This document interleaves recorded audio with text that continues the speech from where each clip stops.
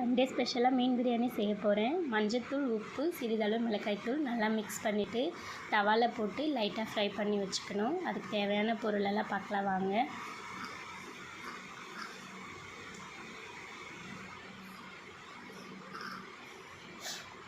இப்போ பிரியாணி பாத்திரத்தை அடுப்பில் நல்லா காய விட்டு ஏலக்காய், பட்டை, கிராம்பு, வெங்காயம், பச்சை மிளகாய், தக்காளி எல்லாத்தையும் நல்லா போட்டு மிக்ஸ் பண்ணுங்கள். மிக்ஸ் பண்ணிவிட்டு அந்த எண்ணெய் லைட்டாக வர அளவுக்கு நல்லா குழைய மிக்ஸ் பண்ணுங்கள். அதுக்கப்புறம் இஞ்சி பூண்டு பேஸ்ட்டை போட்டு இன்னும் நல்லா மிக்ஸ் பண்ணுங்கள். மிக்ஸ் பண்ண பிறகு அந்த எண்ணெயெல்லாம் லைட்டாக பிரிஞ்சு வர ஸ்டேஜில் என்ன பண்ணணுன்னா, நம்ம தேவையான அளவுக்கு உப்பையும் மிளகாத்தூளையும் போடணும். வெறும் ஆச்சி மிளகாத்தூள் மட்டும்தான் எடுத்துருக்கேன், வேறு எந்த ஒரு மசாலாவும் கிடையாது. ரொம்ப டேஸ்ட்டாக இருக்கும், நீங்கள் ட்ரை பண்ணுங்கள்.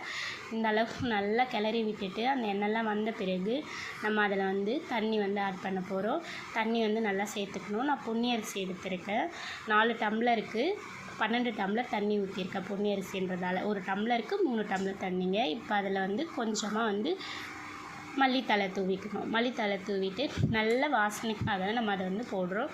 போட்ட பிறகு கொதி நல்லா கொதிக்கும் போது நல்லா அதில் அரிசியை நம்ம ஆட் பண்ண போகிறோம். அரிசியை நல்லா ஆட் பண்ணி கிண்டி விடணும்.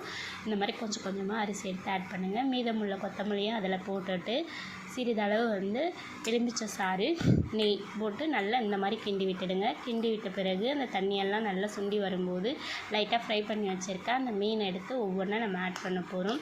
எதுக்கு நம்ம முன்னாடியே லைட்டாக ஃப்ரை பண்ணுறோன்னா, மீன் அப்போ தான் உடையாமல் ரொம்ப டேஸ்ட்டாக இருக்கும், வாசனையாகவும் இருக்கும். அதுக்காக தான் இந்த மாதிரி நம்ம ஆட் பண்ணுறோம். இந்த மாதிரி ட்ரை பண்ணுங்கள். அதுக்கப்புறம் 20 நிமிஷம் தம் பண்ணணும். நம்ம 20 நிமிஷம் நல்லா தம் பண்ண பிறகு பிரியாணி எப்படி இருக்குது பாருங்கள். ரொம்ப ரொம்ப சூப்பராக வந்திருக்கா.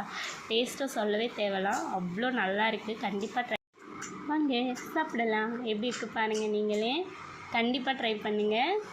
தேங்க்யூ.